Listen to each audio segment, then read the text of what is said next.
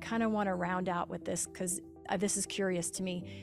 You seem to differentiate between flow state and learning, and you said flow amplifies learning, as though they're different animals. Are they? I'm curious. So, yeah, you can learn without flow. You absolutely can learn without flow. In fact, essentially, a little bit of norepinephrine in the basolateral amygdala is enough to prime the brain for a learning process. And a lot has to happen. Like, that is also, by the way, that is also one of the first things that happens as we transition into flow.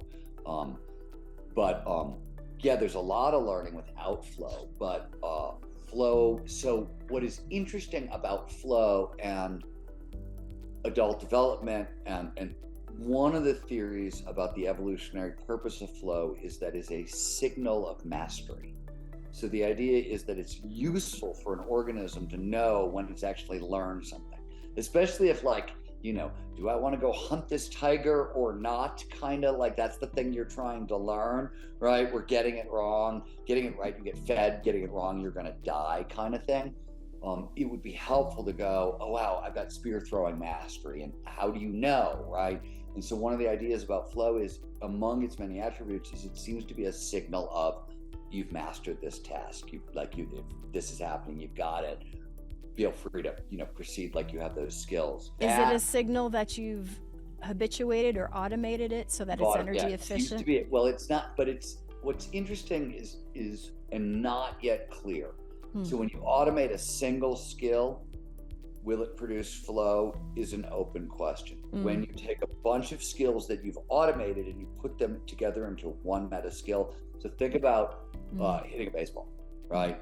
It's 11, 12, you're keeping your eye on the ball, you're stepping through, you're shifting your weight, you're following through with the bat, you do like 11, and most of them are learned independently. Flow is what happens when all those skills come together for the first time, with no conscious interference, and that's how the brain turns a bunch of independently chunked skills into one larger schema or action plan kind of thing. That appears to be true.